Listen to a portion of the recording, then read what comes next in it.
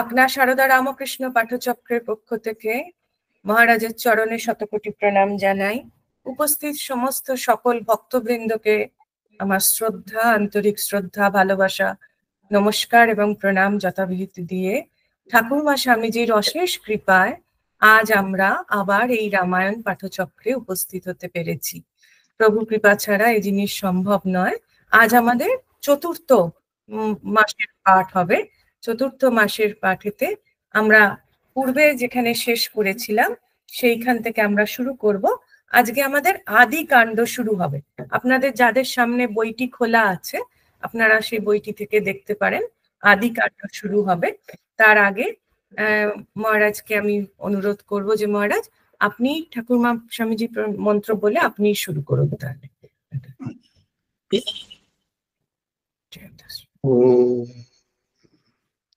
अखण्डमण्डलाकारं व्याप्तं येन चराचरं तत्पदं दर्शितं येन तस्मै श्रीगुरवे नमः।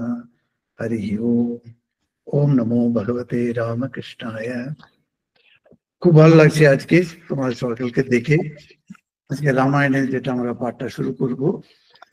একজন আমাকে প্রশ্ন করলো, মহারাজ আপনি যে কোনো ক্লাস হোক, ওটা ঠাকুরের উপরে হোক কিংবা রামের উপরে হোক কিংবা অন্য কোনো দেবতার উপরে হোক কিংবা কোনো ফিলসফি নিয়ে হোক, যে কোনো ক্লাসে আপনি শুরু করছেন এই যে অখণ্ড মণ্ডলাকারম এই শ্লোকটা দিয়ে, আর অন্য কোনো কানেক্টেড শ্লোকটা সেই সাবজেক্টের কানেক্টেড শ্লোকটা ওটা আপনি বলছেন না। এটা কারণটা কি? আমি ভাবলাম সেটা তোমাদেরও বলে দিই, সো দ্যাট তোমরাও যেন ওই কোশ্চেনটা আবার জিজ্ঞেস না করতে হয়। তো সেই সেটা হচ্ছে আমার মনের মধ্যে এটা কি জানো তো, আমার সমস্ত বিদ্যা, সমস্ত কিছু তত্ত্ব বলে যদি আমরা যেটা জানি সেটাকে আমাদের মনের মধ্যে যদি রিটেইন করতে হয়, এটা গুরুর বিশেষ কৃপা একটা দরকার আছে। সেই জন্য গুরু হচ্ছেন আমাদের খুব নিকটস্থ। আমি তো ঠাকুরকে তো দেখিনি, আর ওনার যে শরীরটা কেমন থাকতো এটা তো আমরা ডিসক্রিপশন থেকে আমরা একটু বুঝতে পারি, কল্পনা করতে পারি, কিন্তু ডাইরেক্টলি আমি দেখেছি কাকে? আমার গুরুকে। সেই জন্য আমার ক্লোজেস্ট স্পিরিচুয়াল লাইফে ক্লোজেস্ট একজন ইন্ডিভিজুয়াল যদি থাকে, একজন মানুষ যদি থাকে, সে হচ্ছে আমার গুরুদেব। তার কাছে আমি খুব ক্লোজে গিয়ে বসলাম, উনি আমার কানে আমার মন্ত্রটা শোনালেন, তারপরে কত রকম ওনার সঙ্গে ইন্টারাকশন হয়েছে। সেই জন্য আমি গুরু মন্ত্রটা বলে উনার সাহায্য চেয়ে তারপরেই আমি শুরু করি। এই জন্য অন্য কোনো দেবতা কিংবা অন্য কোনো মন্ত্র আমি বলি না। এটা হচ্ছে আমি এটা ট্রেডিশন ভাবে এসেছে। তো এখন আমরা রামের সম্বন্ধে আমরা অনুধ্যান করব, কিন্তু এখানেও রামের একটা শ্লোক করে শুরু করা উচিত ছিল, কিন্তু আমি করছি না। কারণ আমি গুরুকে ধরলেই বাকি সবকে ধরা যাবে এরকম একটা কনভেনশন আমার আছে। তো গুরুর কৃপা যদি থাকে আমি যে কোনো দেবতার কাছে যেতে পারি, সেই দেবতারা আমাকে নিয়ে আসবে। কেননা যে কোনো দেবতা আমি যদি বলি, আমি দেবতাগুলি একটা অদ্বৈত ভাবে, আমরা যদি বেদান্ত ভাবে যদি চিন্তা করি, তখন ভগবান হচ্ছে এক। সে হচ্ছে বহু রূপ নিতে পারে, বহু নাম রাখতে পারে। সেই জন্য সেই দেবতাকে আমরা ফাইনালি কি করি, আমরা গুরুর ধ্যান করার সময় গুরুর উপরে ধ্যান করে ফাইনালি আমরা গুরুকে ইষ্ট দেবতার উপরে মার্জ করে দিই, সেটাই বলা হয়। সেই জন্য প্রথমে কে আসে, সেইটা ইষ্ট দেবতা কি আমরা কি ভাবতে পারি না? পারি না। প্রথমে গুরুকে ভেবে গুরুর আশীর্বাদ চেয়ে তারপরে ওনাকে মার্জ করি। সেই জন্য এখন দেখবেন আমরা যেটা করছি কিংবা যেটা আমরা শুনছি, এই সব কিছু গুরুর কৃপাতে হয়। সেই জন্য গুরু কৃপা কেবলম বলা হয় না, গুরু কৃপা হচ্ছে কেবলম। কেবলম মানেটা কি? অনলি, আলোন, সেটা হচ্ছে মিনিং। দুটো মিনিং আছে কেবলম।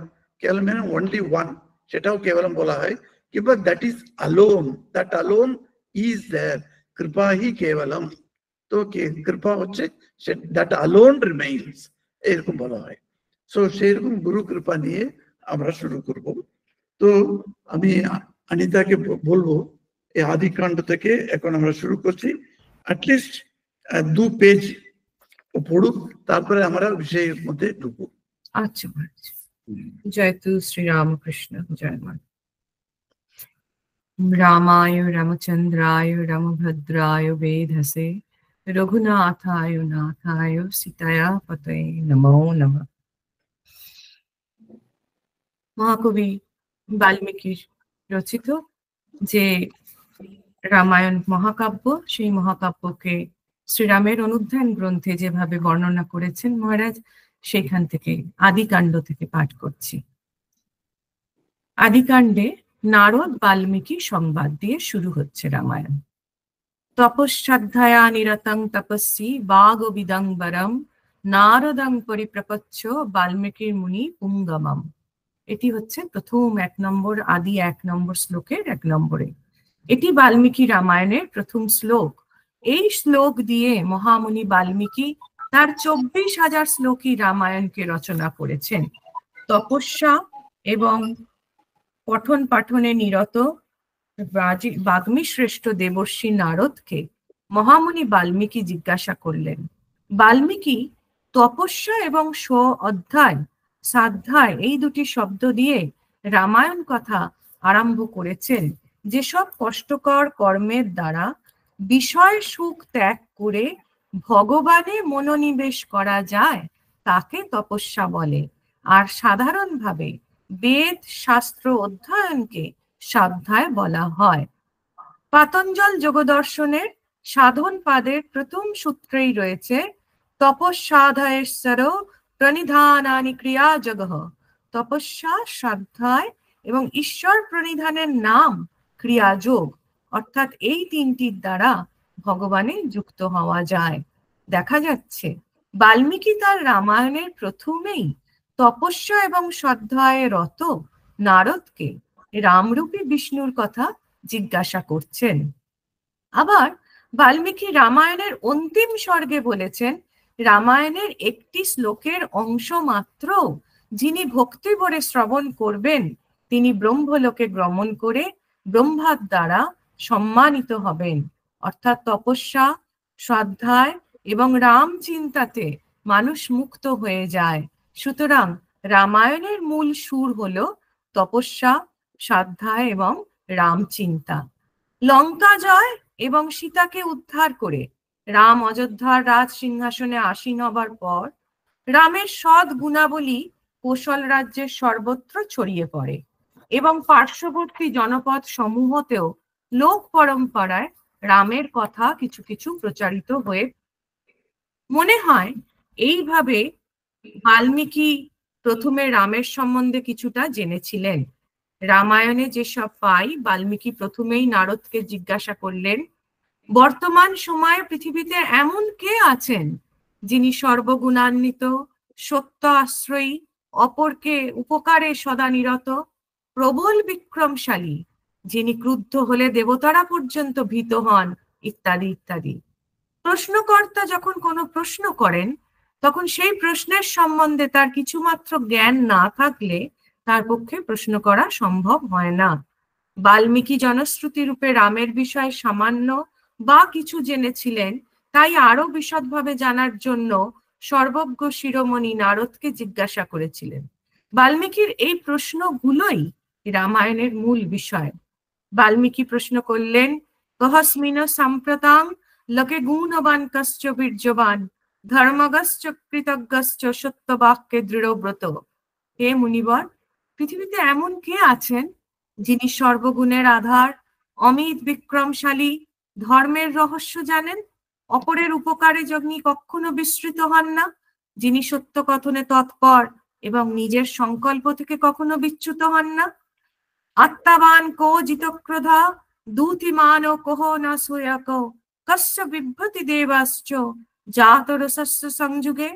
হে মহামুনি নারদ, আপনি আমায় সেই ব্যক্তির কথা বলুন যিনি জিতেন্দ্রিয়, ক্রোধকে যিনি জয় করেছেন, উজ্জ্বল কান্তিময় যার শরীর, যিনি অপরের দোষ দর্শনে সদা পরাঙ্মুখ এবং যিনি ক্রুদ্ধ হলে দেবতারা পর্যন্ত ভয় বিহ্বল হয়ে পড়েন।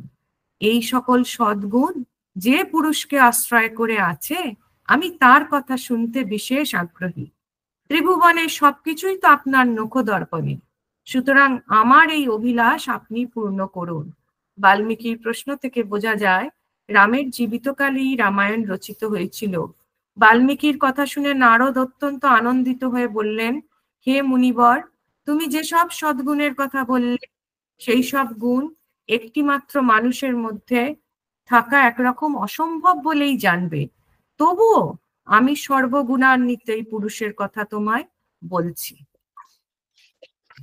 Thank you Anita. তো অনিতা যেমন পড়লো, এত সুন্দরভাবে পড়লো, সেটাতে একটু she enjoys reading এরকম মনে করলো। Yes, এখানে রামায়ণটা শুরু হচ্ছে একটা with a question, তারপরে অ্যান্সার। এই যে question answer form is not a new thing for any literature in the Hinduism, in any literature. তো এটা কিন্তু আমরা আশ্চর্য হয়নি, যেহেতু বাল্মীকি আর নারদের মধ্যে যে কনভারসেশন, যেটা কথা হবে, সেটা একটা, যেমন আমরা পুরাণ দিকে আমরা দেখি, এর আগে মানে ইতিহাসের আগে একটা পুরাণ কাল ছিল, পুরাণ কালের আগে ছিল উপনিষদ কাল। সেই উপনিষদ কাল থেকে আমরা দেখছি যে প্রশ্ন আর উত্তর এইভাবে অনেক কিছু এসেছে। কিন্তু একটা ডিফারেন্সটা কি, উপনিষদের সময় যে লিটারেচারটা পোয়েটিক লিটারেচারে শুরু হয়নি, সেখানে একটা একটা কনভারসেশন লিটারেচার, মানে গদ্য যেটা বলা হয়, যেটা টেক্সট এরকম ছিল। কিন্তু পুরাণের কালে আমরা দেখতে পাচ্ছি যে যিনি ঋষিরা যে পুরাণটা লিখলেন, তারা কিন্তু একটা পদ্য, একটা ভাবটা ওরা নিল। তো they could naturally put it in the form of poets. তো সেই পয়েটিক্যাল যেটা আমরা দেখছি, তারপরে ইতিহাস যেটা আসছে। তো ইতিহাস হচ্ছে one of the last remnants of this entire Upanishad Puran, Ved Upanishad পুরাণকে মিলিয়ে যেটা একটা এলো ইতিহাস। ইতিহাসটা দুটেই, মহাভারত হোক কিংবা রামায়ণ হোক, দুটেই একটা পয়েন্টস হ্যাভ রিটার্ন। তো বাল্মীকির সম্বন্ধে বলা হয়, বাল্মীকি তো কিছু জানতেন না, উনার আগের যে জীবনটা খুবই খারাপ ছিল, তো দোষীর মতো উনি কাজ করতেন। যারা যারা ওই যেতেন ওই বনের মধ্যে, তাদের কাছকে যা সবকিছু লুটপাট করতেন, এইসব করা হতো। তারপরে নারদের সঙ্গে একদিন ওর ওর দেখা হয়, তখন নারদ তাকে বলছে, তুমি কেন এইসব করছো, লোকেদের ধ্বংস করে তুমি কি লাভ? তো বলছে, আমি তো অন্য কিছুই জানি না, আমার তো কোনো এডুকেশন নেই, কিছু তো আমি পড়িনি, তো আমি কি কাজ করব? তো আমি, তারপরে আমার ফ্যামিলি আছে, এইসব বলে ওকে এটা জাস্টিফিকেশন করছে। তো এটা পুরাণে আছে এটা। তো যেটা এটা নারদ মুনি তখন তাকে জিজ্ঞেস করছেন, তাকে শেখাচ্ছেন, দেখো এই যে যার জন্য তুমি এইসব করছো, তারা কিন্তু তোমার নেই। এটা টেস্ট, ঠাকুরের এটা একটা এক্সাম্পলে ওই টেস্ট সম্বন্ধে বলছেন, কিভাবে সেই ব্রহ্মচারী গিয়ে, ব্রহ্মচারী না, একজন গৃহস্থ, সে গিয়ে বাড়িতে বলছে আমি এখনই মরে যাওয়ার মতো, ও শুয়ে আছে, তখন গুরু আসছে, তখন ও মরে গেছে, তখন বলছে, স্ত্রীকে বলছে তুমি একটু দাও, তোমার জীবনটা হচ্ছে ও না, এরকম প্রত্যেকে নানা বলছে, সেগুলি শুনছে ও। তখন ও গুরুর সঙ্গে বেরিয়ে পড়লো, এটা হচ্ছে ওটার জ্ঞান হলো তার। কিন্তু এটা বাল্মীকির ওই রকম একটা কিছু কাহিনী আছে, যেটা নারদ তাকে টেস্ট করার জন্য বলছেন। তো সে গিয়ে বললো, তারপরে নারদ এসে টেস্ট করে ওকে প্রুফ করছেন। তখন কে নিত্য বস্তু বলে কিছু আছে কিনা এই বিশ্বের মধ্যে, সেটা হচ্ছে, সেটা ভগবান একজন মাত্র বলে তাকে বুঝাচ্ছেন। তো এখন জ্ঞানটা যখন গুরু কাছ থেকে পেয়ে গেল, মানে কোনটাতে তার মনটাকে রাখতে হবে, মনটা নিবেশ করবে কোনটার উপরে, সেটাও জেনে গেল, তখন সেই পরব্রহ্ম ঈশ্বর বললে তো তার কিছুই বোঝা যাচ্ছে না। কেননা ওর লেভেল অফ স্পিরিচুয়ালিটি তখন তার একটা ধরবার জন্য একটা সগুণ সাকার রূপ একটা দরকার ছিল। সেটাই বলা হয়, যখন তার মনের মধ্যে এই প্রশ্নটা উঠলো, এইরকম একটা লোক আছে কিনা, এটা বলুন বলে নারদকে জিজ্ঞেস করছে। তো সেটা প্রথম শ্লোকটাই তো ভেরি ইন্টারেস্টিং, সেটাই আমরা দেখি এখন। তপস স্বাধ্যায় নিরতম তপস্বী ওয়াগ্বিদাম্বরম। তো এখানে কিছু কিছু অ্যাডজেক্টিভস বলা আছে। ওটা কি বলা আছে? তপঃ স্বাধ্যায় নিরতম, মানে যিনি তপ করতে ভালোবাসেন, তপ করে যাচ্ছেন সবসময়, যিনি স্বাধ্যায় করতেও ভালোবাসেন, সেই স্বাধ্যায় করতে থাকেন, সেটা নিরত, মানে সেটাই মিনিং, যিনি করতে থাকেন সেটা নিরত। তপস স্বাধ্যায় নিরতম, তারপরে যিনি তপস্বী, তারপরে ওয়াগ্বিদাম পরম, যিনি মানুষরা কথা বলছে, এই যে লেকচার দিচ্ছে, ক্লাস দিচ্ছে, এইসব কথা হচ্ছে না, সেই রকম কথা বলার লোকেদের মধ্যে পরম মানে শ্রেষ্ঠ, যিনি শ্রেষ্ঠ, তিনি এই অ্যাডজেক্টিভটি কার জন্য বলছে? নারদের জন্য বলেছে। তো নারদম পরিপ্রপচ্ছ, প্রপচ্ছ বললেও হয়ে যেত, কিন্তু বাল্মীকি রামায়ণে যেটা প্রশ্ন, উনি নিজের সম্বন্ধে বলতে গিয়ে উনি কাকে জিজ্ঞেস, এই শ্লোকটা কিন্তু উনি তো লিখলেন, বাল্মীকি লিখছেন, তো বাল্মীকি নিজের সম্বন্ধে বলছেন। তো পরিপ্রপচ্ছ, সাধারণভাবে ক্যাজুয়ালি আমি উনি জিজ্ঞেস করেননি। তার মানে বাল্মীকির মনের মধ্যে একটা বিরাট একটা তুমুল একটা সাইক্লোন মতো চলছে। সেটা কি? আমি যে এখন ভালো হয়ে গেছি, এখন ধর্মটা আমি কি জেনে নিয়ে গেছি, আর ঈশ্বর হচ্ছে একজন সত্তা, তার ভিতরে তার ছাড়া আর কিছু নেই এই সংসারে, এটা বুঝতে পেরেছি, আমাকে গুরু এটা শুনিয়ে দিলেন। কিন্তু আমি যে উপাসনা করব, আমি যে সাধনা করব, সেটার জন্য সগুণ সাকার রূপ কোনটা, এটাও জানতে চাইছে। সেই জন্য পরিপ্রপচ্ছ বলে ওটা বলছে। এটা সাধারণভাবে জিজ্ঞেস করা, ক্যাজুয়ালি জিজ্ঞেস করা হয়নি, খুব চিন্তা করে উনার জীবনের একদম একটা দরকারই আছে, এই উত্তরটা তার ভীষণ দরকার আছে। মানে উত্তর শুনলাম না সেটা নিয়ে আমি প্রবলেম নিচ্ছি না, ওইভাবে নেই, আমার এই উত্তরটা দরকার আছেই, এইরকম একটা কম্পালসিভ একটা বিহেভিয়ার বলে না, সেই রকম ও জিজ্ঞেস করছে। সেই জন্য বলছে পরিপ্রপচ্ছ। তো বাল্মীকির মুনিপুঙ্গ, সেই বাল্মীকি সেই মুনিপুঙ্গ নারদ ঋষিকে উনি এরকম জিজ্ঞেস করছেন, উনি কাছে এসে এসে জিজ্ঞেস করছেন। তো বাল্মীকি একটা জায়গাতে থাকলেন, সেখানে নারদ এসেছেন বলে একটা স্টোরি বলা হয়। আরেকটা পুরাণে বলা হয়, বাল্মীকি যখন জানতে পেরেছেন কোনটা সত্য বস্তু, তখন উনি গ্রহটা ত্যাগ করে উনি ঘুরতে থাকেন, ঘুরতে ঘুরতে ঘুরতে একদিন উনি নারদের আশ্রমে উনি চলে আসেন। তো এটা কোন জায়গাতে এই প্রশ্নটা হলো, এটা বাল্মীকির আশ্রমে হলো কিংবা নারদের আশ্রমে হলো, এটা একটু সন্দেহ আছে, কেননা বিভিন্ন রকম ভার্সনস আছে। We are not worried about that, যেখানেই হোক উনি একটা ভালো একটা প্রশ্ন করলেন, সেটার জন্যই ও তার উত্তরে আমরা রামায়ণকে পেয়েছি, নাহলে রামায়ণটা আমরা পেতামই না। সেই জন্য বাল্মীকি মুনির রচিত রামায়ণ বটে, কিন্তু এই প্রশ্নটা তারই হয়েছিল, সেই জন্য এটা খুব ইন্টারেস্টিং। এখানে কতটা শ্লোক উনি রচনা করলেন এটা সম্বন্ধে জেনারেল ভিউ একটা আছে, সেটা হচ্ছে 24,000 এরকম বলা হয়। তো সেটাতে এটা আমরা বলি 24 অক্ষর যেটাতে আছে, যে মন্ত্রের মধ্যে আছে, সেটাকে একটা ছন্দ নাম আছে, সেই ছন্দের নাম হচ্ছে গায়ত্রী বলে একটা ছন্দ আছে। যেমন অনুষ্টুপ বলে একটা ছন্দ আছে, যেটা গীতাতে মোস্ট অফ দ্য শ্লোক আমরা দেখবো অনুষ্টুপ ছন্দে রচিত। সেই রকম একটা গায়ত্রী ছন্দ বলে একটা আছে, সেই ছন্দে সেই রিদম তার মধ্যে আসছে একটা 24 লেটার্স তার মধ্যে থাকে। সেই জন্য আমাদের গায়ত্রী মহামন্ত্র যেটা বলা হয়, ওম ভূর্ভুবঃ স্বঃ তৎসবিতুর্বরেণ্যং ভর্গো দেবস্য ধীমহি ধিয়ো ইয়ো নঃ প্রচোদয়াৎ, সেই মন্ত্রটা 24 লেটার্স আছে।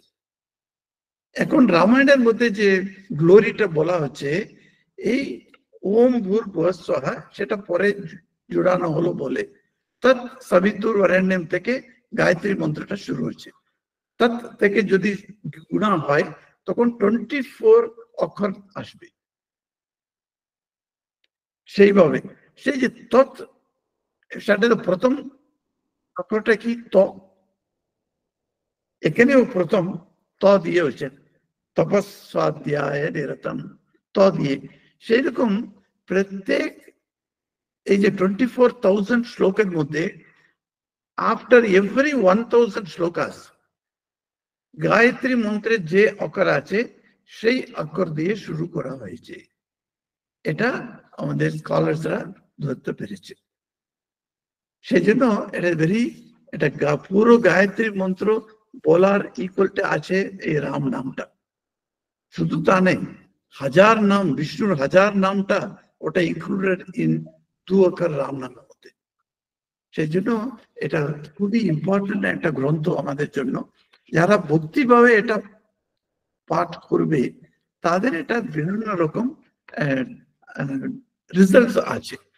তো আমি দেখেছি আমাদের ছোটবেলাতে আমার বাড়িতে খুব একবার ফাইন্যান্সিয়াল কষ্ট একটা হলো, তখন আমি 8th ক্লাস না 9th ক্লাস পড়ছি।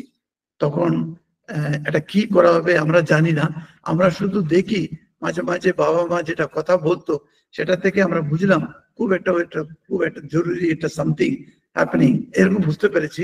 Something not desirable that is happening, এটা বুঝতে পেরেছি। তখন আমার মা এই রামের ছবিটা নিয়ে ফ্রেম করে ওটা পুজো রুমে রেখে সেটা ডেইলি সুন্দরকাণ্ড পাঠ করতো। আর বলা হয় একটা মন্ডল মানে একটা 48 days অফ পিরিয়ড, একটা মন্ডল বলা হয়। সেটা এই মন্ডলের মধ্যে, এই পিরিয়ডের মধ্যে 48 এর মধ্যে ডেইলি যদি সুন্দরকাণ্ড পাঠ করা হয় তার মধ্যে তোমার প্রবলেম উইল বি রিসলভড। আর এক্স্যাক্টলি এরকম দেখলাম 40 days আসতে আসতেই problem got resolved. So we became normal again. So that all the problems that we face were removed. তারপরে সুন্দরকাণ্ড পাঠ করলে এই একটা আছে। এরকম যে বালকাণ্ড কারা পড়ে? যাদের সন্তান হয়নি তাদেরকে বলা হয় বালকাণ্ডটা তুমি পড়বে, এটা পারায়ণ করবে। ওটার নাম হচ্ছে পারায়ণ। পড়া নেই, এটা পাঠ করা, ডেইলি ওটা ঠাকুর ঘরে বসে পাঠ করা। এইরকম 7 কাণ্ডের এক একটা রেজাল্ট যেটা পাওয়া যাচ্ছে এটা বলা হয়। এটা হাজার হাজার লোক কত বছর ধরে এটা প্র্যাকটিস করে তারা এটা ভালো করে একটা রেজাল্টটা পেয়েছে। সেই জন্য রামায়ণটা হচ্ছে শুধু হিস্টোরিক্যালি আমরা রামের সম্বন্ধে জানতে হবে বলে পড়াটা কোনো মানে নেই। এটা we have to have some type of bhakti, and at least even for not for the rupa and name of Rama, but for God there must be devotion. সেটা থাকলেই রামায়ণ পড়বার সময় ন্যাচুরালি আমাদের মনটা ঠিক ভক্তিটা ওই রসটা চলে আসবে। যদিও আমাদের বিভিন্ন ভাষাতে রামায়ণটা লেখা হয়েছে এটা আমরা সব জানি। বাংলাতে খুব ফেমাস কৃতিবাসের রামায়ণ, সেরকম তামিল ভাষায় কাম্বা রামায়ণ, এরকম হিন্দি ভাষীরা পড়ে রামচরিত মানস, তুলসীদাসের ওটা পড়ে, এরকম প্রত্যেক ভাষাতে আছে রামায়ণ। সেই রামায়ণগুলি একটা বিরাট একটা ডিফারেন্স স্টোরিতে নেই। যেমন বাল্মীকি, উনি হচ্ছেন আদি কবি, তো বাল্মীকি ঋষি যেমন উনি স্টোরি রচনা করেছেন সেটা ঠিক সেই লেভেল, সেই রীতিতে যায় এরা লেখানো। একটু এদিকে ওদিকে একটু চেঞ্জ করেছে according to the local necessity, local culture, এইসব নিয়ে ওরা একটু চেঞ্জ করেছে। It doesn't matter for us. কিন্তু রামায়ণের ওখানে দেখবো বাল্মীকির চেয়ে এত ভক্তি রস এই যে ভার্নাকুলার রামায়ণের মধ্যে আছে, সেটা যারা আমরা রামচরিত মানস পড়ুন কিংবা কাম্বা রামায়ণ পড়ুন আপনারা বুঝতে পারবেন সেই ভক্তি রসটা কত উন্নত অবস্থাতে ওটা এসেছে। তার মানে এটা ভক্তির যুগে যখনটা এলো, ভক্তি কাল যেটা এলো ইন্ডিয়াতে, তখন এইগুলি রচনা হলো। কিন্তু এর আদি গ্রন্থটা কি? আদি গ্রন্থটা বাল্মীকির গ্রন্থ। সেটা উনি বলছেন এখানে তপস্যা আর স্বাধ্যায়, এটা সম্বন্ধে ব্রিফলি আমরা একটু অ্যানালাইজ করি। আচ্ছা, তপ মানেটা কি? তপ মানেটা একটা লাইনে স্বামী গীতানন্দজি মহারাজ এক্সপ্লেইন করছেন তপ মানেটা কি। এমনি তপ বলে এই শব্দটা আমরা জানি একটা শরীরের মধ্যে একটা উষ্ণতা আসে, সেটাই আমরা তপ বলি। তো এটাতে ফিভার উইথ টিউবারকুলোসিস রোগ আছে না, সেই রোগের মধ্যে যখন ফিভার আসে তখন হিন্দিতে সেই রোগের নামটাই হচ্ছে তাপেদিক, তপ থেকে আসছে।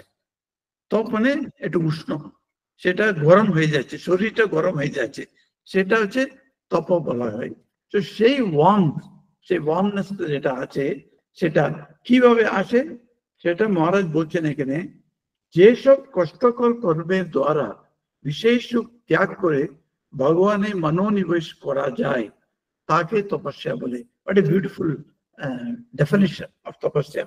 সেটাই, তার মানে এই যে শ্রী মা তপস্যা করলেন, সেটা নীলাম্বর বাবু বাড়ির গিয়েছেন, তখন আমাদের মালয়েশিয়া একজন ভক্ত কান্দি, সে গিয়েছিল বেলুর মঠে, তখন নীলাম্বর বাবুর বাড়িটা গিয়েছিল, সেই উপরে সেই ওখানে তপা যেটা করলেন, সেই তপা শব্দটা আছে না, সেটা কিরকম, সেটা তপা মানে এই ওয়ার্মটা পেয়েছিলেন উনি, সেই গরমটা, সেই গরমের মধ্যে উনি বসেছিলেন বলে ওটা তপ বলা যায়। তো সেটাই, এটা কারণটা কি, এটা কষ্ট সাধ্য এই কর্মটা, শুধু ইজি নেই, কিন্তু কষ্টসাধ্য হলেও সেটা সেই কর্মের দ্বারা বিশেষ সুখটা ত্যাগ করা হয়।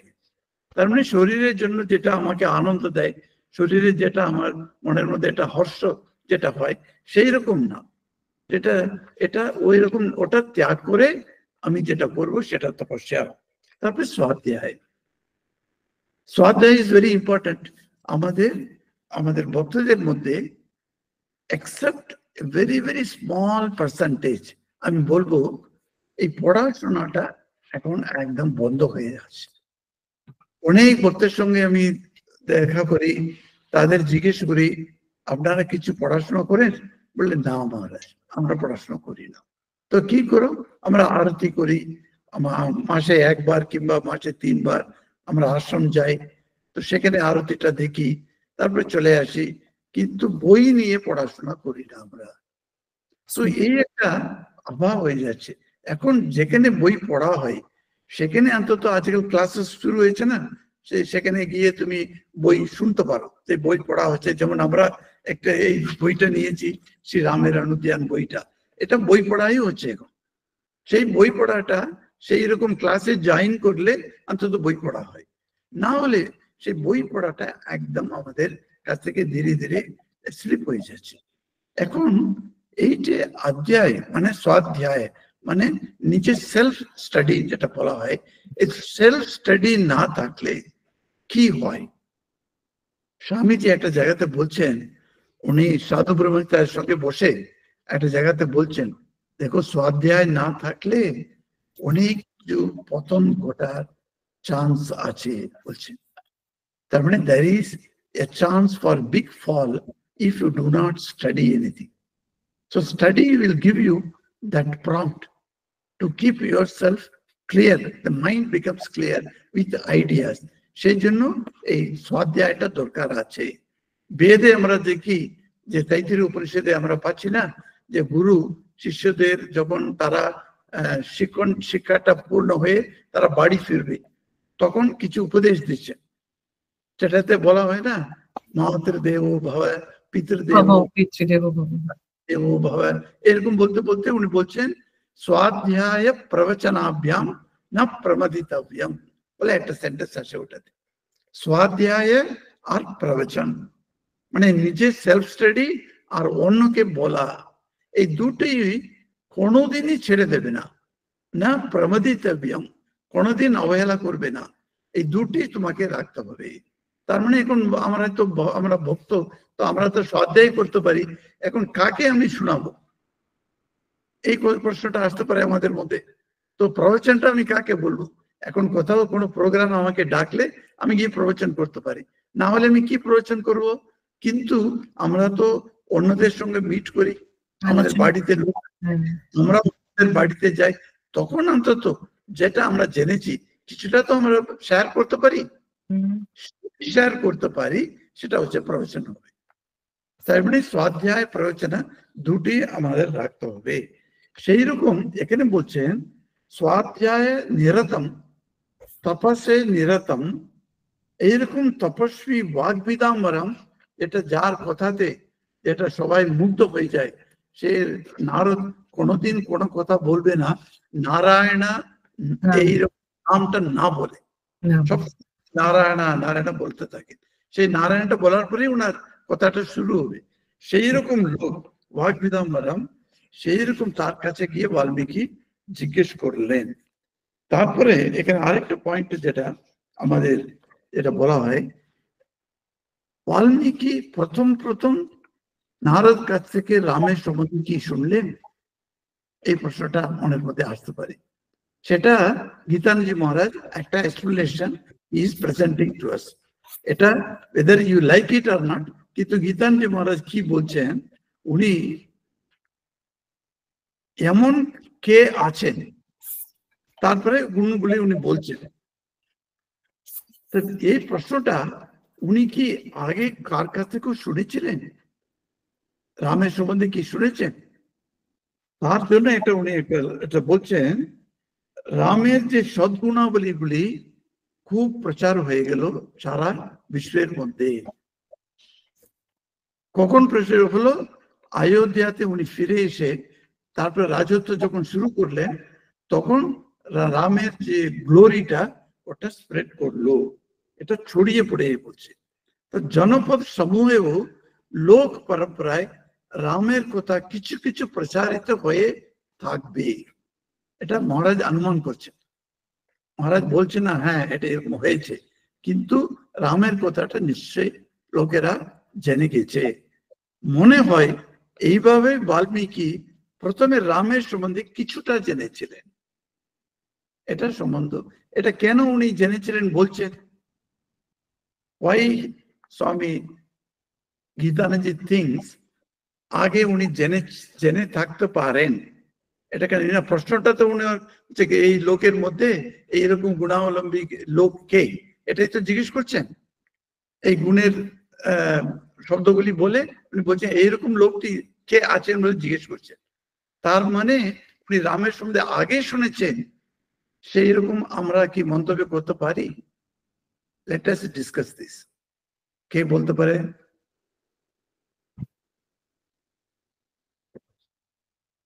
কেউ বলবেন? Why should we think that এটাই প্রথমবার উনি শুনছেন বলে কেন নেওয়া যাবে না?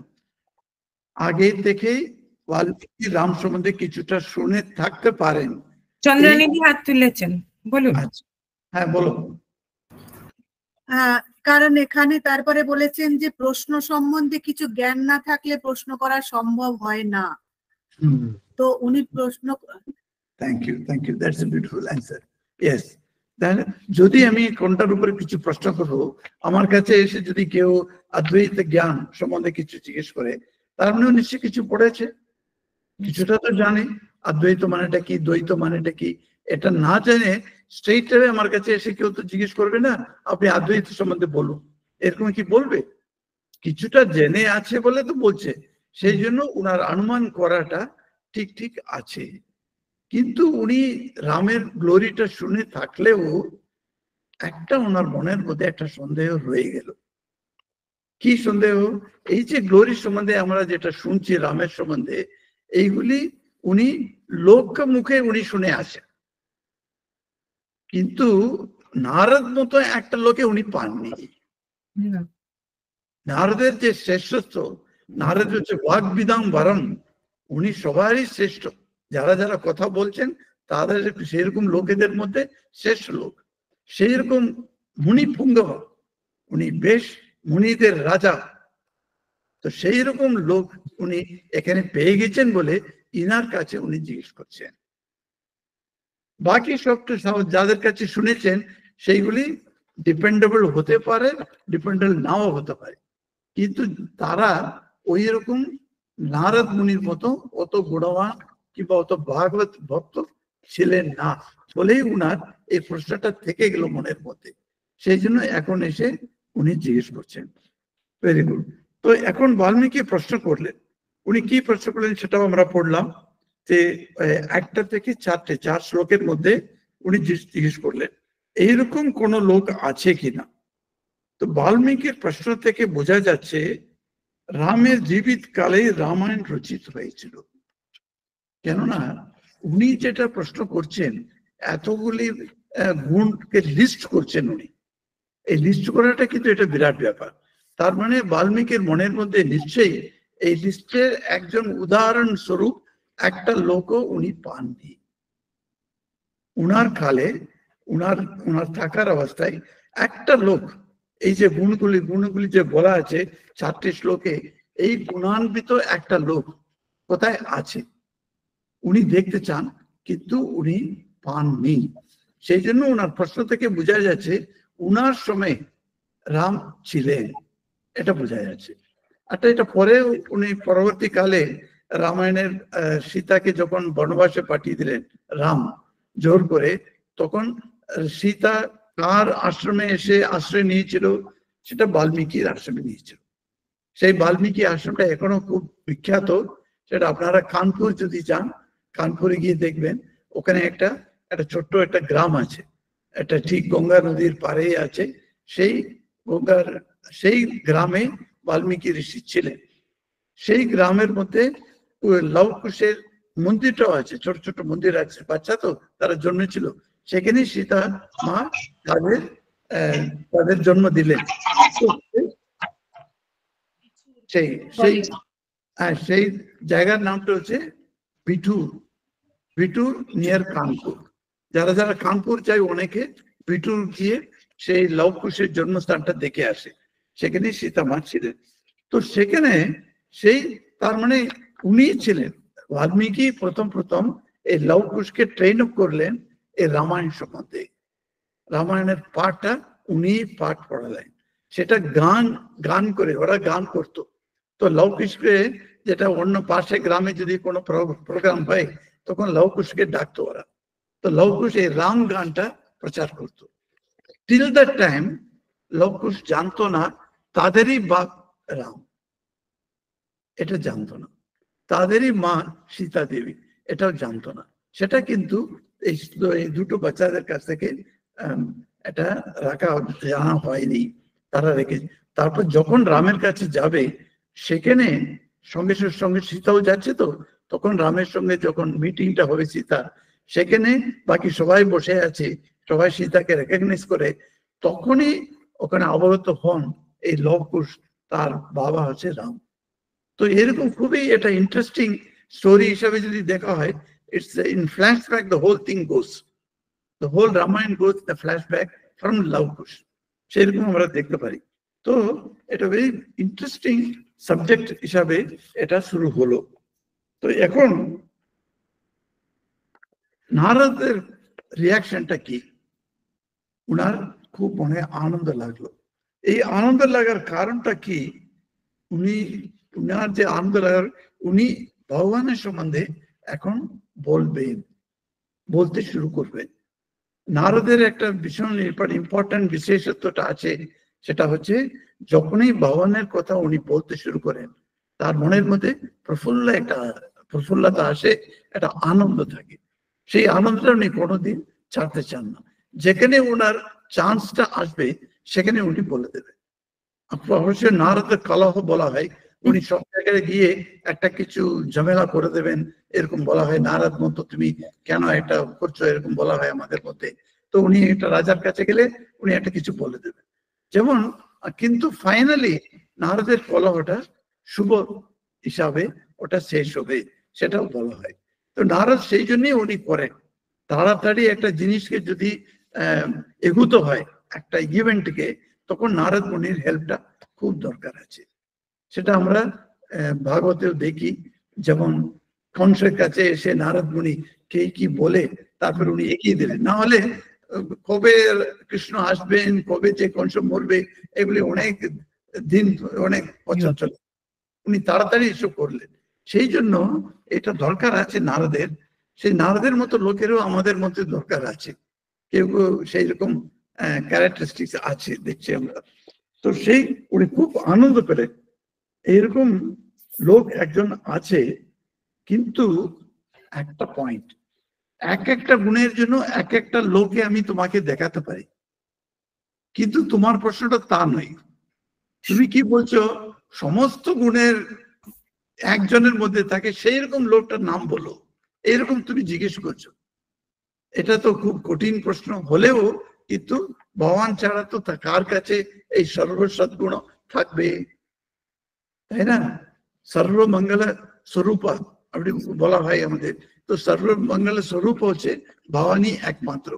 সেই ভগবানের কথাটা তোমাকে আমি বলবো বলে উনি আনন্দ প্রকাশ করেছেন। খুব সুন্দর করে মহারাজ আমাদের এটা ব্যাখ্যা করে দিলেন।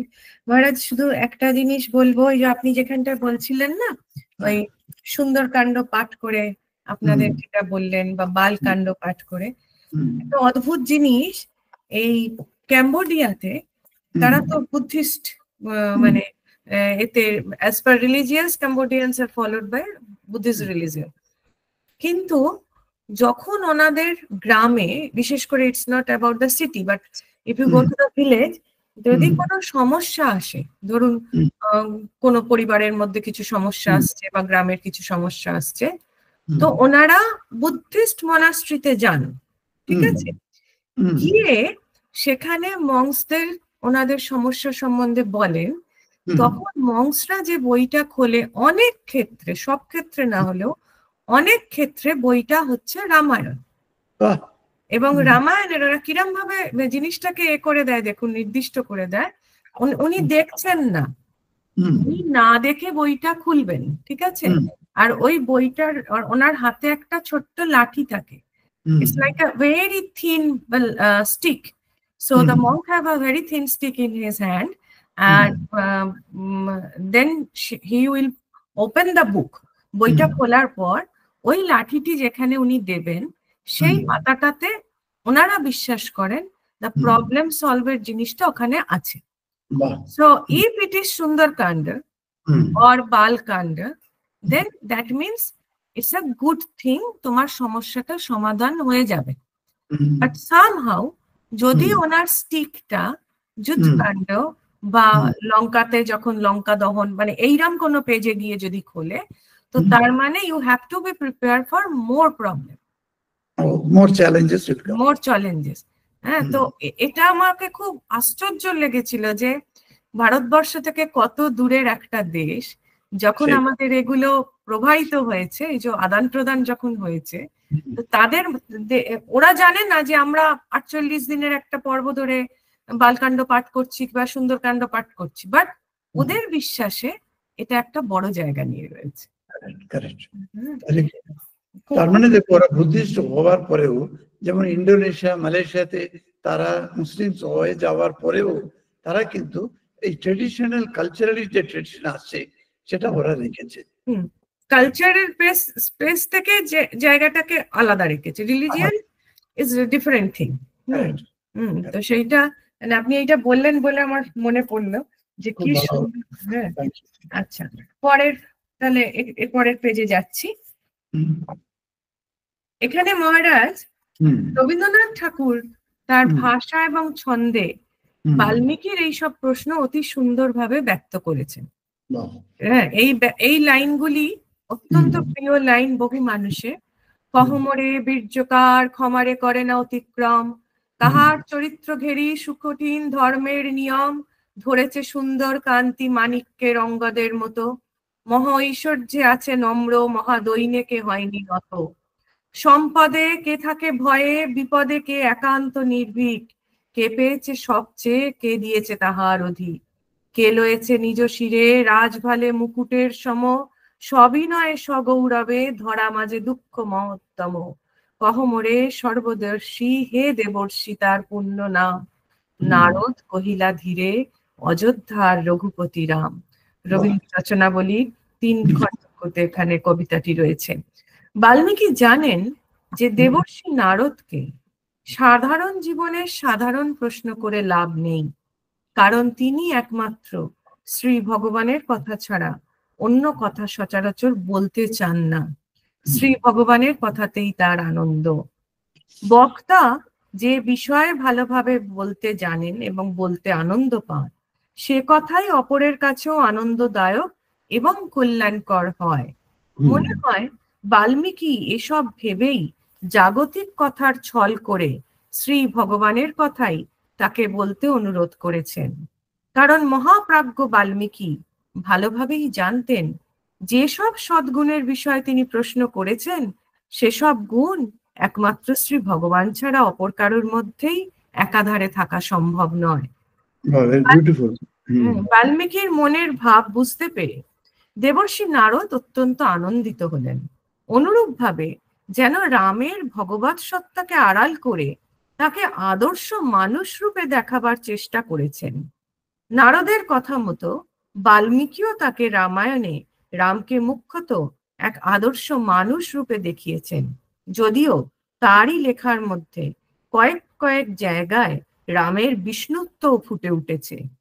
বাল্মীকি রামকে আদর্শ পুত্র, আদর্শ ভ্রাতা, আদর্শ স্বামী, আদর্শ প্রজানুরঞ্জক রাজা, এমনকি আদর্শ শত্রু রূপেও দেখিয়েছেন। মানুষের চরিত্র যে কত মহান হতে পারে বাল্মীকি রামচরিত্রে তাই দেখিয়েছেন। সুতরাং এমন চরিত্রের অনুশীলন বর্তমান যুগের মানুষের পক্ষে সবচেয়ে বেশি প্রয়োজন বলে মনে হয়। বাল্মীকি রামকে দেব মানবের এমন এক সন্ধিস্থলে প্রতিষ্ঠিত করেছেন যেখানে তাকে অতি সহজেই দেবতা অথবা মানুষ রূপে কল্পনা করা যেতে পারে। আমার মনে হয় মহারাজ এই পৃষ্ঠাটা আগে বলুন, এতে অনেক কিছু আছে। তুমি কি আরো পড়তে চাও না? এখানে আমি আজকে এখানে অব্দি আগে পড়ে আগে আপনি ব্যাখ্যা করে দিন মহারাজ। এটা ঠিক আছে, এই পেজ দিন তো ঠিক আছে, আর নাহলে টাইম চলে যাবে। আচ্ছা তাহলে কি আর একটু পড়ে দেবো? আর একটু আমার মনে হয় এইটাই ঠিক আছে মহারাজ, এইটা আজকে ব্যাখ্যা করে নাও। এরপরে যেটা আছে সেটা আবার চলে যাচ্ছে ঠাকুরের সঙ্গে আর কি। একদিন শ্যামপুকুরে 27শে অক্টোবর 1885 ডাক্তার মহেন্দ্রলাল সরকার বলছিলেন, আর সব করো but do not worship him as god. ঈশ্বর বলে পুজো করো না, এমন ভালো লোকটার মাথা খাচ্ছ? উত্তরে নরেন্দ্রনাথ বলেছিলেন, একে অর্থাৎ শ্রীরামকৃষ্ণ দেবকে আমরা ঈশ্বরের মতো মনে করি। কিরকম জানেন? যেমন উদ্ভিদ জগৎ এবং প্রাণী জগতের মাঝামাঝি এমন একটি স্থান আছে যেখানে এটা উদ্ভিদ কি প্রাণী স্থির করা ভারী কঠিন। সেই রকম নরলোক এবং দেবলোকের মধ্যে এমন একটি স্থান আছে যেখানে বলা কঠিন এ ব্যক্তি মানুষ না ঈশ্বর। ঈশ্বর যখন লোককল্যাণের জন্য মানুষ রূপে জগতে অবতীর্ণ হন তখন তিনি এমন ব্যবহার করেন যে সাধারণ মানুষ তাকে 16 আনা মানুষ রূপেই দেখে থাকে, দেবতা রূপে নয়। শ্রীরামকৃষ্ণদেব বলতেন, অবতার যখন আসেন সাধারণ লোকে জানতে পারে না, গোপনে আসেন, 2-4 জন অন্তরঙ্গ ভক্ত জানতে পারে। রাম পূর্ণ ব্রহ্ম, পূর্ণ অবতার, এ কথা 12 জন ঋষি কেবল জানতো। আর অন্য ঋষিরা কি বলতেন? অন্য ঋষিরা বলেছিলেন, হে রাম, আমরা তোমাকে দশরথের বেটা বলেই জানি। এইসব কারণে মনে হয় বিভিন্ন মানুষ নিজেদের ভাব অনুযায়ী কেউ রামকে দেবতা অথবা কেউ তাকে আদর্শ মানুষ রূপে হৃদয়ের শ্রদ্ধাঞ্জলি অর্পণ করেছেন। পরবর্তীকালে রামের দেবত্ব যখন বহুলভাবে প্রচারিত হয়েছিল তখন প্রাদেশিক কবিরা বেশিরভাগ ক্ষেত্রে নিজেদের ভক্তিভাবকে অবলম্বন করে রামকে সরাসরি লোককল্যাণে অবতীর্ণ ভগবানের অবতার বলেই দেখিয়েছেন। প্রাদেশিক কবিরা বাল্মীকি রামায়ণের কাঠামো বজায় রেখে তার উপর কোনো কোনো জায়গায় মনোমুগ্ধকর কথা ও কাহিনী জুড়ে দিয়েছেন। এইভাবে ভারতের প্রায় প্রতিটি প্রাদেশিক ভাষায় রামায়ণ কথা প্রচলিত রয়েছে, রামায়ণ কথা রচিত হয়েছে এবং বর্তমান সময় 1000-এরও বেশি রামায়ণ প্রচলিত রয়েছে। প্রথম যুগে বাল্মীকি রামায়ণ জনমানসে এমনই এক আলোড়ন এনেছিল যে ভারতের বাইরেও রামায়ণ কথার বহুল প্রচার হয়েছিল। এমনকি সুদূর মালয়েশিয়াতেও কোনো বিশেষ উৎসবে রামায়ণ কথা নৃত্যগীতের মাধ্যমে অভিনীত হয়। বর্তমানের ধর্মীয় এবং নৈতিক অবক্ষয়ের যুগেও ভারতের বিভিন্ন জায়গায় রামায়ণের কথা কীর্তন হয়ে থাকে। এমনকি ওই সব জায়গায় কোথাও কোথাও 50,000-এরও বেশি লোক মন্ত্রমুগ্ধের মতো ঘন্টার পর ঘন্টা সেই রামায়ণ কথা শোনেন। আজ এই ঠিক আছে। তো এখানে আমরা 2-4টা পয়েন্ট আমরা নিতে পারি, জাস্ট ফর রিমেম্বারিং ইট। তো আনন্দ পেলেন বলেই তো উনি এটা বলছেন, সেই কথাটা খুব ভালোভাবে এই প্যারাগ্রাফ বলা আছে। আর রবীন্দ্রের যে লেখাটা, যারা যারা রবীন্দ্র পছন্দ করে, রবীন্দ্রের যে বই পড়া, তারা কিন্তু খুবই এটা পছন্দ করবে। এই যে প্যারাটা উনি উদ্ধৃত করেছেন ওই উনার রচনা থেকে, সেটা রবীন্দ্রনাথের তো কিছু বলার নেই আমাদের। তো আমি অল্প অল্প কিছু কিছু পয়েম আমি উনারটা পড়েছি, আর গল্পটা উনি পড়েছি কিছু কিছু গল্পটাও। আর অনেকে আমাদের ব্রাহ্ম সঙ্গীত, সেটা আমাদের সাধুরাও গায়। তো সেই ব্রাহ্মণ সঙ্গীতগুলি আমাদের গান বইতে থাকে না, সেগুলি আমি হাতে নিয়ে আমি প্রত্যেক শব্দটা দেখে আমি পড়তাম, পড়তে এটা শিখতাম আমি। বা এত সুন্দর লিখেছেন রবীন্দ্রনাথ, এটা কোনো এটা নিজস্ব অনুভূতি না হলে এই কথাগুলি আসতে পারে না। এরকম একটা কনভিকশন আমার এসেছে রবীন্দ্রনাথ সম্বন্ধে। তার কিছু নিশ্চয়ই তার তার তার এগেনস্টে যতই কথা হোক, কিন্তু অ্যাকচুয়ালি উনার কিছু একটা স্পিরিচুয়াল রিয়েলাইজেশন একটা হয়েছিল, এটা বোঝা যাচ্ছে। Anyway, that is apart from our subject. সেখানে এখানে বলছেন এই আদর্শ ভ্রাতা, আদর্শ পুত্র, আদর্শ ইভেন আদর্শ শত্রু হিসাবে সব দেখিয়েছেন, কিন্তু এই সমস্ত গুণগুলি একজনের কাছে থাকাটা অবশ্যই আমরা দেখি না, এই সমাজের মধ্যে আমরা দেখছি না। সেই জন্য দেবর্ষি নারদ তাকে আনন্দিত হয়ে তাকে বলেছেন। এটা সম্বন্ধে উনার স্বামীজির একটা কথাটা আছে, এটা ভেরি ইম্পর্টেন্ট কথা। তো ম্যাক্সিমাম বাল্মীকি রামায়ণটা পড়ে রামকে বিষ্ণুর অবতার বলে সেই কনক্লুশনে আসা যায় না, এটা অনেকে বলে। যারা যারা বাল্মীকি রামায়ণ পড়েছে তারা মন্তব্য এরকম রাখে। কিন্তু আমাদের যে ভারতীয় ভাষাদের মধ্যে যতটা রামায়ণ আছে, সেইগুলি পড়লে ক্লিয়ার কাট ওরা বলে দেয় এর যে বিষ্ণুর অবতার আছে। তো এই যে অবতার তত্ত্ব নিয়ে একটা বিরাট একটা পয়েন্ট এখানে একটা করছেন। এটা তার মানে এটা কি একটা পয়েন্ট, তার মানে বাল্মীকি রামকে দেব মানবের এমন এক সন্ধিস্থলে প্রতিষ্ঠিত করেছেন। That is the thing. ওটা একটা সন্ধিস্থল বলে একটা আছে, যেটা নরেন সেই দিন ডক্টর সরকারকে বললেন এই মাঝখানে একটা স্পেস আছে, সে ভেতরে এটি দেব না ওটা নরক, এটা আমরা জানি না। সেই জন্য সেই রকম একটা জায়গাতে থেকে উনি কল্পনা করা যেতে পারে, সেই রকম একটা চরিত্র, সেটাই রামায়ণ বলে ওটা হচ্ছে। সেটা এক্সপ্লেন করার জন্য ঠাকুর সম্বন্ধে এটা বলছেন। ঠাকুরকে উনি মানতে চানলেন না ডাক্তারবাবু, উনি do not worship him as god বলছেন, কিন্তু নরেন সেটা প্রতিবাদ করে বলছে না, কেননা নরলোক দেবলোকের মধ্যে এমন একটি স্থান আছে যেখানে বলা কঠিন এ ব্যক্তি মানুষ নাকি ঈশ্বর। সেটা ঠাকুরের জীবনতে আমরা দেখছি। ঠাকুর যদি মানুষ রূপে যদি না আসতেন, মানে যিনি রাম হিসাবে এলেন এককালে, তারপরে কৃষ্ণ রূপ ধরলেন, তিনিই তো রামকৃষ্ণ ভাবে এলেন।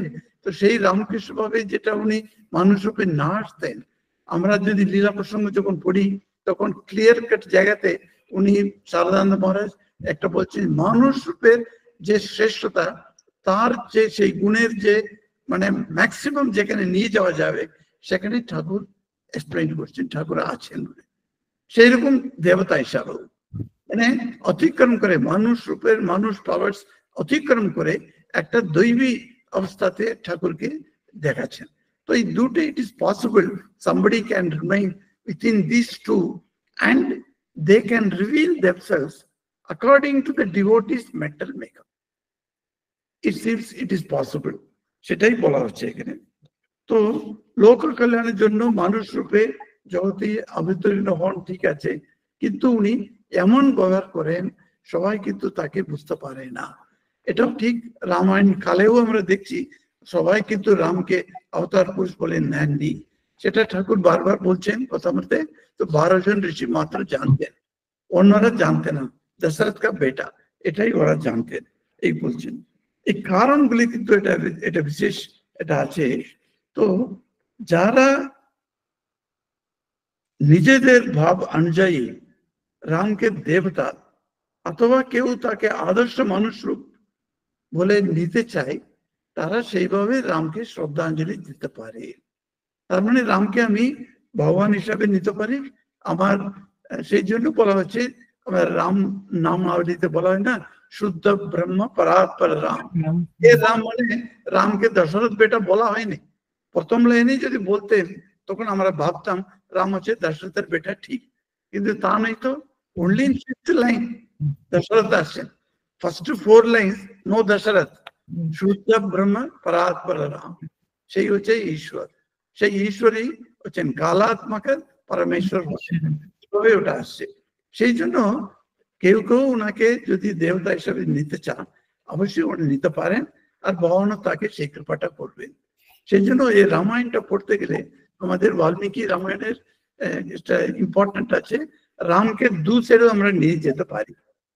যদি আমি তাকে শুধু মানুষ হিসাবেই ধরতে চাই, হাজারশো কারণ থাকবে আমার কাছে, সেটা আমি প্রুভ করতে পারি ইনি শুধু মানুষই ছিলেন, ইনার কোনো দেবত্ব প্রকাশ কিছু নেই, এরকম বলতে পারি। কিন্তু যদি আমি তার ভক্ত যদি হই, তো আমিও অজস্র এক্সাম্পলস দেখাতে পারি যেটা রাম হচ্ছে ভগবানই ছিলেন, ভগবানের অবতারই ছিলেন বলে আমি দেখাতে পারি। That feasibility of considering Ram as Devata as well as a mere human being, both are possible by the study of Valmiki Ramayana. Let us discuss something.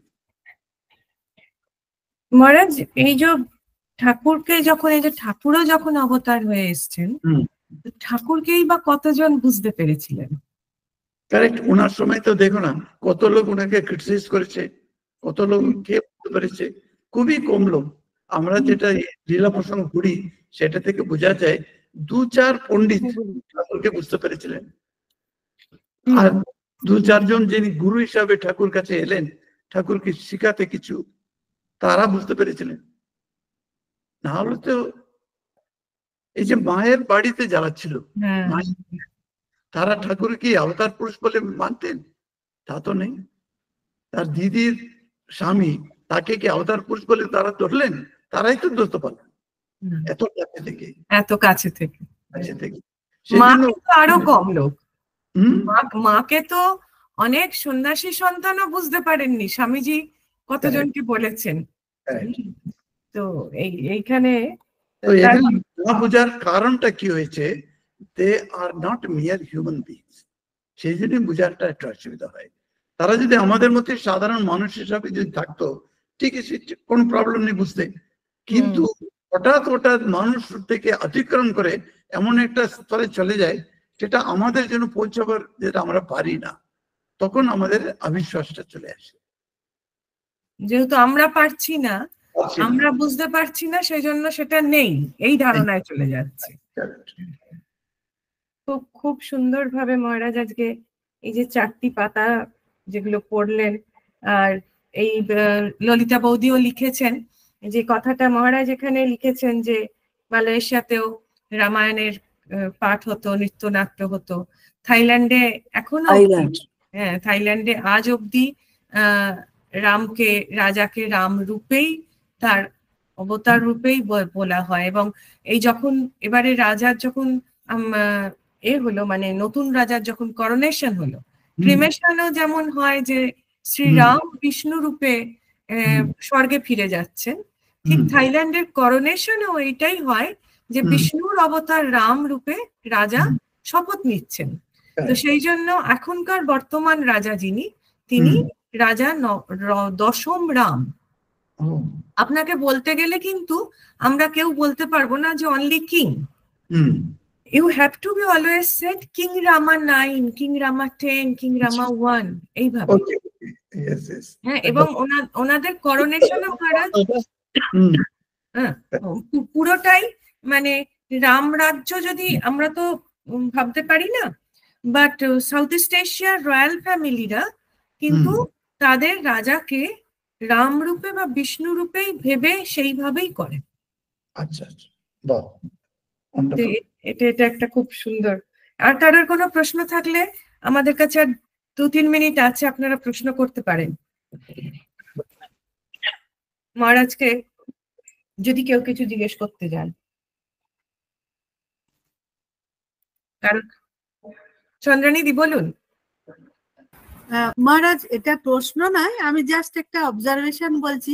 আপনি বললেন যে কানপুরে বিঠুরে বাল্মীকি মুনির আশ্রম আছে এবং সেখানে লবকুশের জন্মস্থান এসব আছে।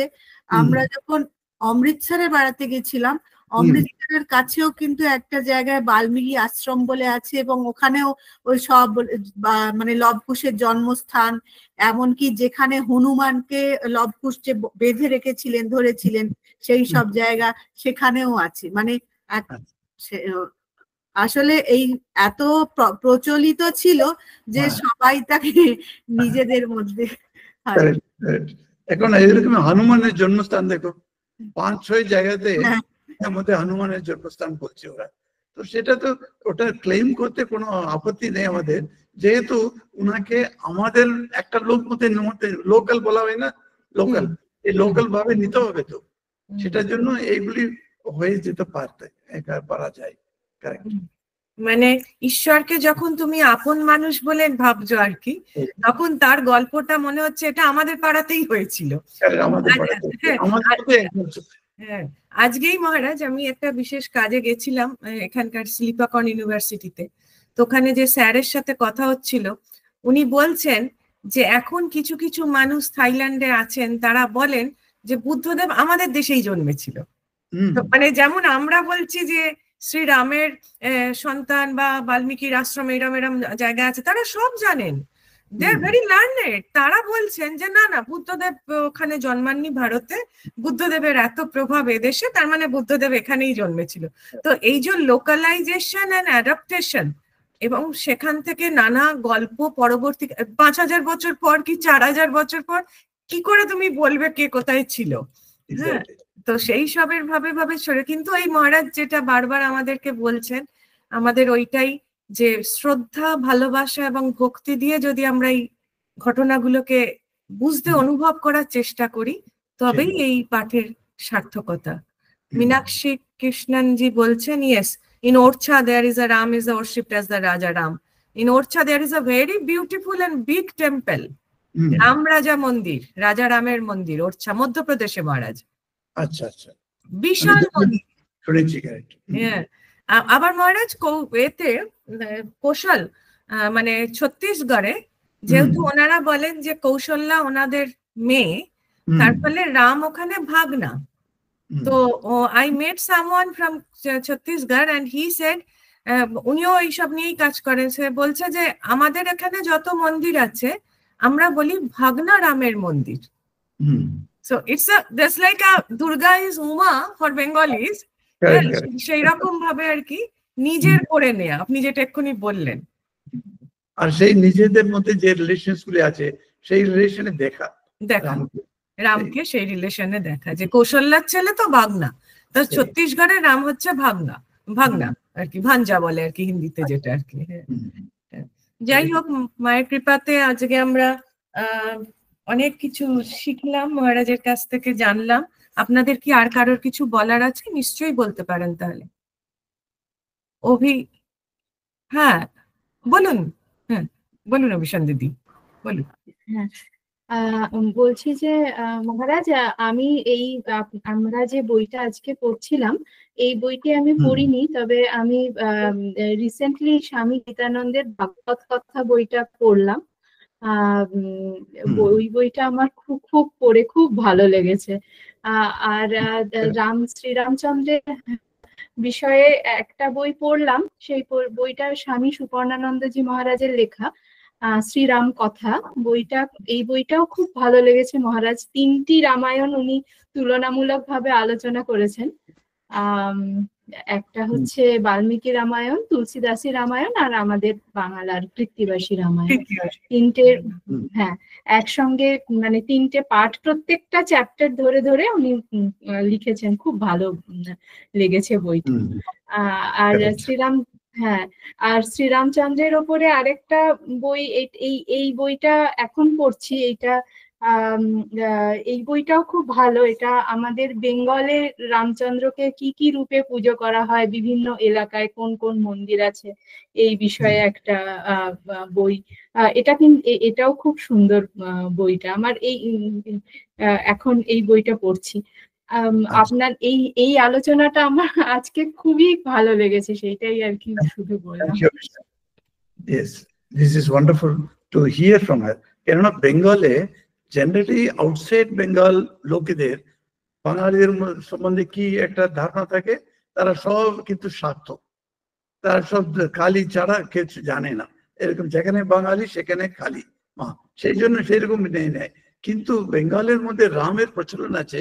একটা রামঠলা নাকি এটা যাচ্ছে হাওড়াতে, হ্যাঁ, রামরাজাতলা, রামরাজতলা, সেই রামের মন্দিরে আমি গিয়েছি। ওখানে গিয়ে রামকে উপর দর্শন করে এলাম, সেই রামরাজতলাতে। সেই এত বিশাল মন্দির এটা রামের মন্দির এরকম। আর সেখানে শ্রী শ্রী মা গিয়ে রামকে দর্শন করে এসেছিলেন। সেটা আবার ওরা লিখে বোর্ড করে ওখানে টেনে টাঙ্গিয়েছে। তো সেই জন্য রামরাজতলাতে আছে। সেরকম রাম নাম নিয়ে অনেক, এই যে ঠাকুরের নামটা ওদের ফ্যামিলিতে সকলের নামের, পুরুষদের নামের রাম থাকবেই, তাই না? ঠাকুরের বাড়িতে রঘুবীর শিলার পুজো হতো, তিনি তো এখনো আছেন কামারপুকুরে। এই বৈষ্ণবদের মধ্যে রামের প্রচলনটা হওয়াতে ওখানে অনেক জায়গাতে রামের নামটা প্রচলন হয়েছে। এটা আমাদের এটা জানার একটা দরকার আছে। এই বিষয় মহারাজ একটা মানে মায়ের আশীর্বাদে মা যে একটা কাজ করিয়েছেন বিবেকানন্দ কেন্দ্র থেকে 2022 সালে যে গ্রন্থটা প্রকাশ হলো আর কি, সেটাতে বঙ্গভূমিতে রামায়ণ চর্চা, আপনারা যারা আগ্রহী তারা এই বইটি সংগ্রহ করতে পারেন। সেখানে আমরা 24 জন গবেষকের সারা বাংলাতে রামকথা কিভাবে, রামের মন্দির বলুন, রামের বই বলুন, রামায়ণের কথা বলুন, কিভাবে রামায়ণ মানে রামায়ণকে কেন্দ্র করে কি কি জিনিস বেঙ্গলে আছে তার সমস্ত কিছু তুলে ধরা হয়েছে মহারাজ।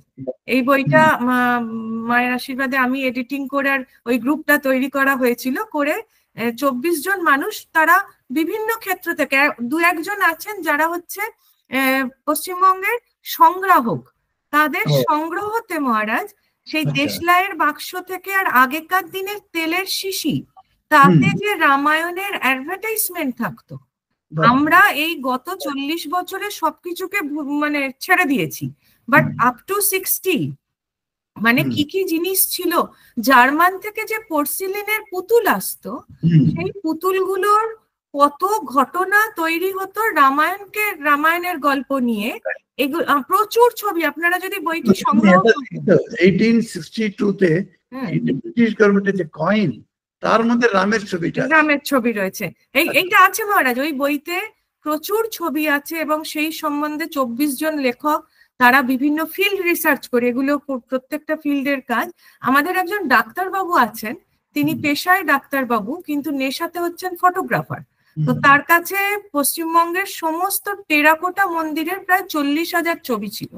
তো সেইখান থেকে বেছে আমরা যত টেরাকোটার মন্দিরে রামায়ণের ছিল সেইটা নিয়ে আর একটা লেখা আছে, এবং খুব সুন্দর বাঁধাই। আপনাদের অনুরোধ করব, যারা আপনারা কলকাতায় আছেন বইমেলাতে, বিবেকানন্দ কেন্দ্র যাদের, তাদের স্টলে গেলে আপনারা বইটা পাবেন, বঙ্গভূমিতে রামায়ণ চর্চা। মায়ের আশীর্বাদে। মহারাজ, একটা প্রশ্ন ছিল, রঘুবীর শিলা নারায়ণ শিলা তফাৎটা কি একটু যদি বলে দেন। আচ্ছা, এটা তো তুমি শিলা সম্বন্ধে জিজ্ঞেস করছো, তো এটা তো ব্যাপকভাবে একটা করা হয়েছে অনেক জায়গাতে।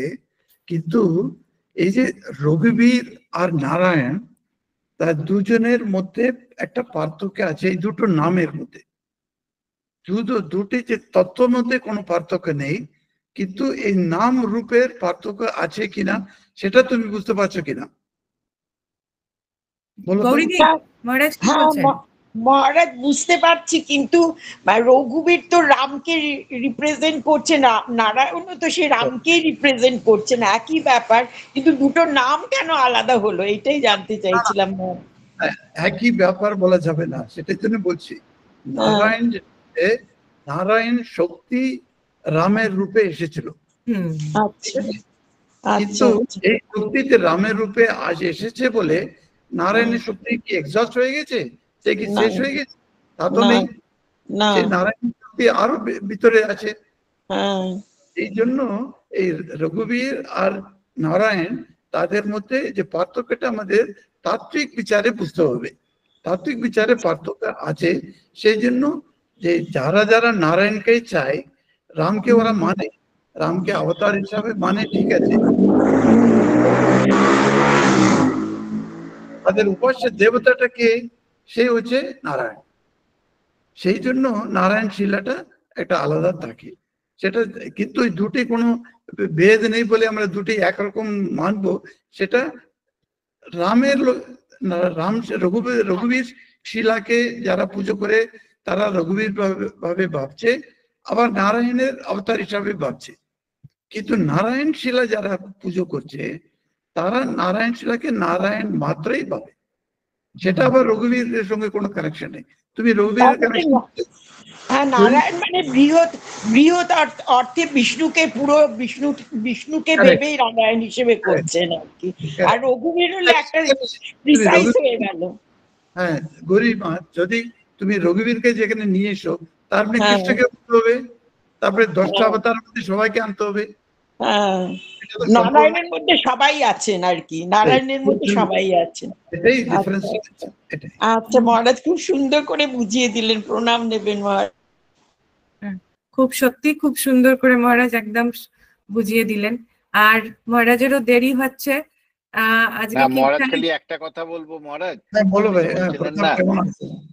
ভালো আছি, আমি এখন ফিলিপাইন্সে আছি। আচ্ছা, হ্যাঁ বলবো তো। হ্যাঁ ঠিক আছে। তো আপনি যে বলছিলেন যে বাঙালিরা কালী, তা কিন্তু নয় মহারাজ। ছোটবেলায় গ্রামে আমাদের প্রায় 1 মাস করে রামযাত্রা হতো, হ্যাঁ, এবং এত পপুলার থাকতো যে আমার ঠাকুমা দুধ নিয়ে যেত রামকে দেওয়ার জন্য। আমি এটা বলিনি বাঙালিরা কালী বিশ্বাসী, এটা বলিনি, এই বাইরের লোকেদের এইরকম দৃষ্টি আছে, বাঙালি মানে কালী উপাসক এরকম মনে আছে, কিন্তু রাম যে আছেন সেটা অনেকে জানেন আউটসাইড বেঙ্গলে।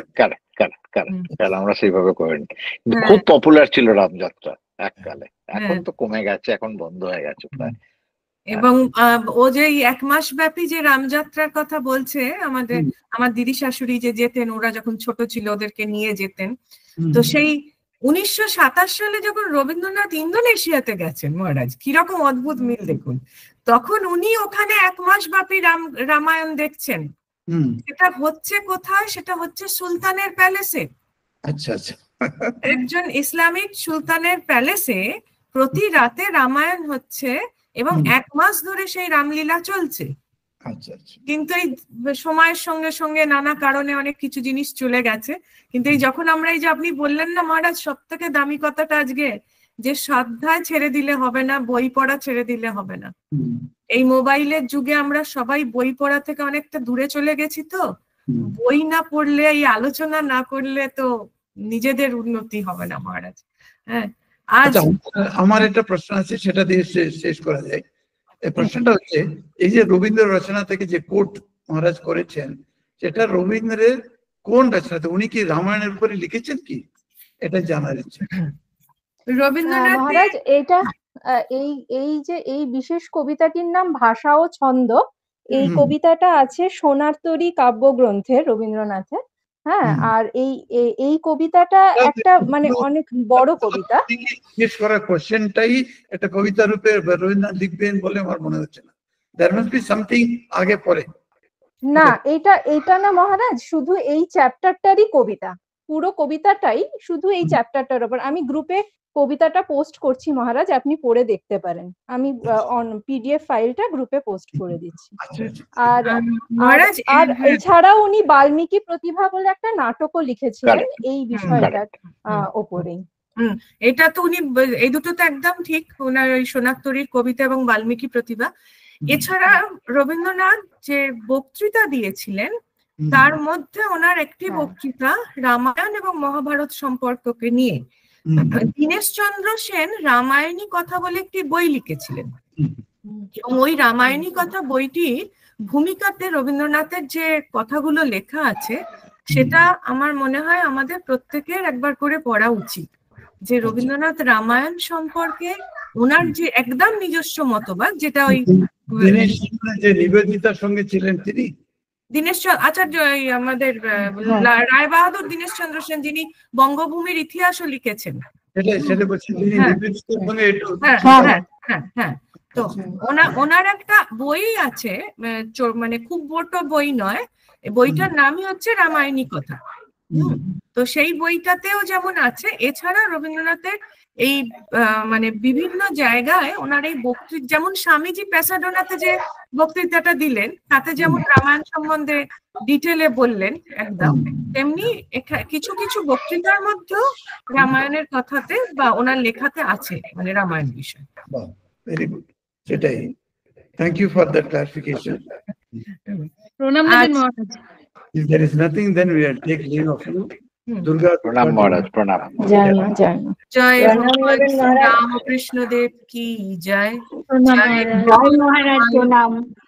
স্বামী মহারাজ জি কি জয়। জয় গুরু মহারাজ জি। মহারাজকে অনেক অনেক শ্রদ্ধা এবং প্রণাম জানিয়ে, এবং তার সঙ্গে উপস্থিত সবাইকে, এবং এত সুন্দর আলোচনা, এত সুন্দর প্রশ্ন উত্তর না করলে তো জিনিস বোঝা যায় না। আবার আমরা মায়ের আশীর্বাদে সামনের মাসে সবাই একত্রিত হব, এবং আমাদের শনিবারের ক্লাস যেরকম সকালে চলে সেরকম চলবে। আপনাদের সবাইকে আমার অনেক শ্রদ্ধা জানিয়ে আজ আমরা এখানে শেষ করছি। জয় তু শ্রী রামকৃষ্ণ, জয় মহামাই কি জয়।